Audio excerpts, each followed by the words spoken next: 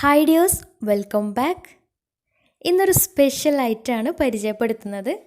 അപ്പോൾ വൈകുന്നേരം ചായയുടെ കൂടെയും പിന്നെ വെറുതെ ഇരിക്കുമ്പോഴൊക്കെ ഇടയ്ക്കിടയ്ക്ക് കുറിക്കാൻ പറ്റിയ നല്ല കറുമുറയിരിക്കുന്ന ഒരു കിടിലൻ പലഹാരമാണ്.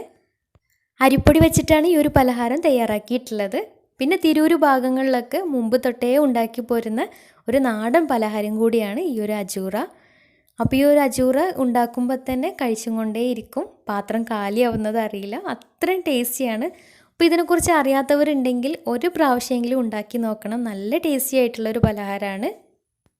പിന്നെ ഇത് കുറച്ച് കൂടുതൽ ഉണ്ടാക്കിയിട്ട് നല്ല അടപ്പുള്ള പാത്രത്തിൽ സൂക്ഷിക്കുകയാണെങ്കിൽ ബേക്കറി പോലെ കുറച്ച് ദിവസം കേടുകൂടാതെ നിൽക്കുകയും ചെയ്യും. അപ്പോൾ എങ്ങനെയാണ് ഈ അജൂറ തയ്യാറാക്കുന്നത് നോക്കാം.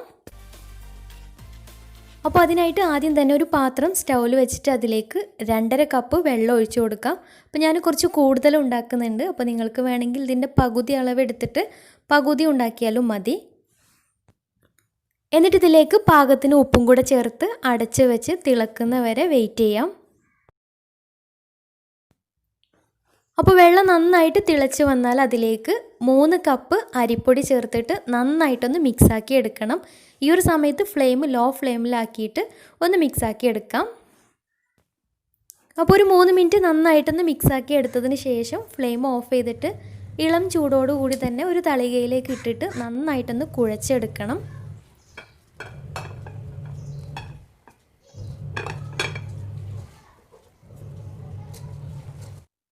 കുഴക്കുന്നതിന് മുന്നേ ആയിട്ട് ഇതിലേക്ക് 2 ടേബിൾ സ്പൂൺ കരിഞ്ജീരകം കൂടെ ചേർത്ത് കൊടുക്കുന്നുണ്ട്.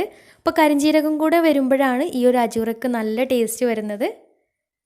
പിന്നെ ഇതിലേക്ക് 2 കോഴിമുട്ട പൊട്ടിച്ചിട്ട് നന്നായിട്ടൊന്ന് മിക്സ് ആക്കിയിട്ട് അതും കൂടെ ചേർത്തിട്ടാണ് കുഴച്ചെടുക്കുന്നത്. അപ്പോൾ കോഴിമുട്ട കൂടെ ചേർക്കുമ്പോൾ ഭയങ്കര ഹാർഡായിട്ട് പോവില്ല നമ്മുടെ അജൂറ. അപ്പോൾ കരിഞ്ജീരകം ആദ്യം എല്ലാ ഭാഗത്തൊന്നും മിക്സാക്കി വെച്ചിട്ടുള്ള കോഴിമുട്ട കൂടെ ചേർത്തിട്ട് നന്നായിട്ടൊന്ന് കുഴച്ചെടുക്കാം. അപ്പോൾ നമ്മൾ പത്തിരിക്കൊക്കെ കുഴച്ചെടുക്കുന്ന രീതിയിൽ നല്ല സോഫ്റ്റായിട്ട് നല്ല മയത്തിൽ നന്നായിട്ട് തന്നെ കുഴച്ചെടുക്കാം.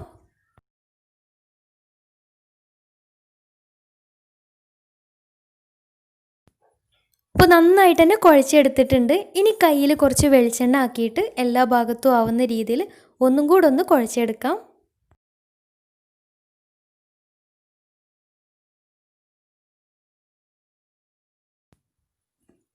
എന്നിട്ട് ഇതിൽ നിന്നും കുറച്ച് മാവ് എടുത്തിട്ട് ഇതുപോലെ നീളത്തിൽ ഉരുട്ടിയെടുത്തിട്ട് അതിൽ കുറച്ച് വെളിച്ചെണ്ണ ആക്കിയിട്ട് ചെറിയ ചെറിയ ബോൾസാക്കി എടുക്കാം. അപ്പോൾ ഈ ഒരു വലുപ്പത്തിലാണ് ഉരുട്ടിയെടുത്തിട്ടുള്ളത്.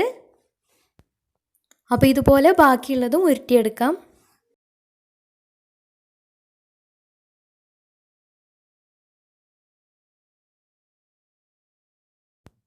അപ്പോൾ എല്ലാതും ഇതുപോലെ ഉരുട്ടിയെടുത്തിട്ടുണ്ട്. ഇനി ഇതെങ്ങനെ റോൾ ചെയ്തെടുക്കുന്നതെന്ന് നോക്കാം. അപ്പോൾ റോൾ ചെയ്തെടുക്കുന്ന സമയത്ത് അതിൻ്റെ പുറം ഭാഗത്ത് ചെറിയൊരു ഡിസൈൻ കിട്ടാൻ വേണ്ടിയിട്ട് ഇതുപോലെ കുഴിയായിട്ടുള്ള ഡിസൈനുള്ള എന്തെങ്കിലും ഒരു പാത്രം എടുക്കാം. അപ്പോൾ നിർബന്ധമൊന്നുമില്ല കേട്ടോ, പ്ലെയിൻ ആയിട്ട് റോൾ ചെയ്തെടുത്താലും മതി.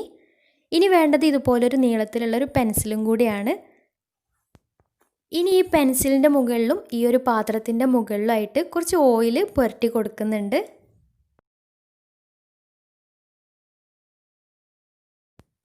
എന്നിട്ട് പ്രസ്സിൽ 3-4 ബോൾസ് ഒരുമിച്ച് വെച്ചിട്ട് ഒന്ന് പരത്തിയെടുത്തിട്ട് ഇതുപോലെ പെൻസിൽ വെച്ചിട്ട് ഒന്ന് ഉരുട്ടിയെടുക്കാം, ഒന്ന് റോൾ ചെയ്തെടുക്കാം.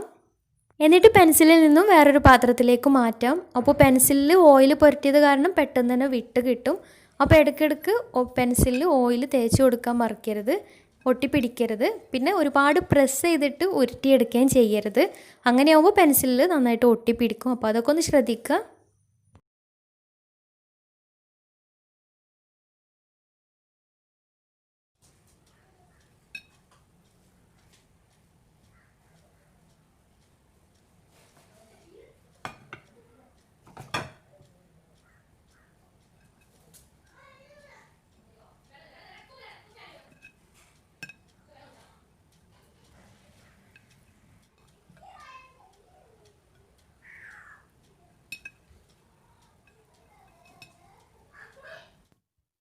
അപ്പോൾ ഒരാൾ പരത്താനോ ഒരാൾ ഇതുപോലെ ഉരുട്ടാനോ ഉണ്ടെങ്കിൽ രസമായിട്ട് ചെയ്യുകയാണെങ്കിൽ എളുപ്പത്തിൽ പെട്ടെന്ന് തന്നെ പണി തീരുകയും ചെയ്യും.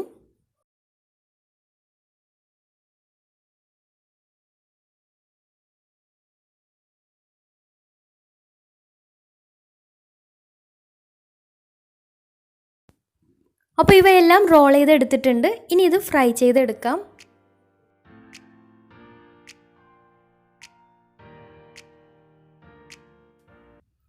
അപ്പോൾ അതിനായിട്ട് ഒരു ചീനച്ചട്ടി സ്റ്റൗവിൽ വെച്ചിട്ടുണ്ട്. എന്നിട്ട് അതിലേക്ക് പൊരിക്കാൻ ആവശ്യമായിട്ടുള്ള ഓയിൽ ഒഴിച്ചു കൊടുക്കാം.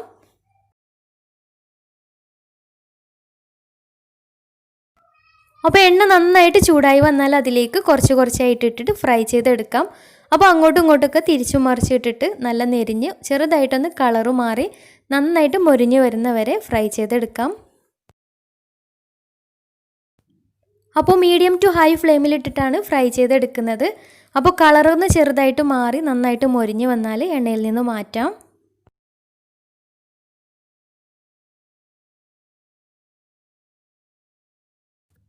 അപ്പോൾ നന്നായിട്ട് മൊരിഞ്ഞ് കറക്റ്റ് പാകമായി കിട്ടിയിട്ടുണ്ട്. അപ്പോൾ ഇതുപോലെ ബാക്കിയുള്ളതും ഫ്രൈ ചെയ്തെടുക്കാം.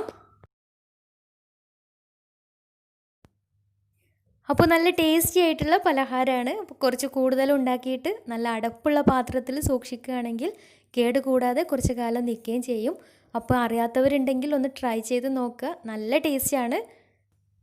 അപ്പോൾ ഉണ്ടാക്കി നോക്കിയിട്ട് ഫീഡ്ബാക്ക്സ് താഴെ കമൻറ്റ് ബോക്സിൽ അറിയിക്കാൻ മറക്കരുത്. പിന്നെ എന്തെങ്കിലും ഡൗട്ട്സ് ഉണ്ടെങ്കിലും ചോദിക്കാൻ മറക്കരുത്. അപ്പോൾ ഇന്നത്തെ വീഡിയോ ഇഷ്ടമായെന്ന് വിചാരിക്കുന്നു. ഇഷ്ടമായെങ്കിൽ ലൈക്ക് ചെയ്യാം, ഫ്രണ്ട്സ് റിലേറ്റീവ്സിനൊക്കെ ഷെയർ ചെയ്യുകയും ചെയ്യാം. അതുപോലെ തന്നെ ചാനൽ സബ്സ്ക്രൈബ് ചെയ്യാത്തവരുണ്ടെങ്കിൽ സബ്സ്ക്രൈബ് ചെയ്യാനും മറക്കരുത്. അപ്പോൾ നല്ലൊരു വീഡിയോയുമായി വീണ്ടും വരാം. അതുവരെ take care, bye. Thanks for watching.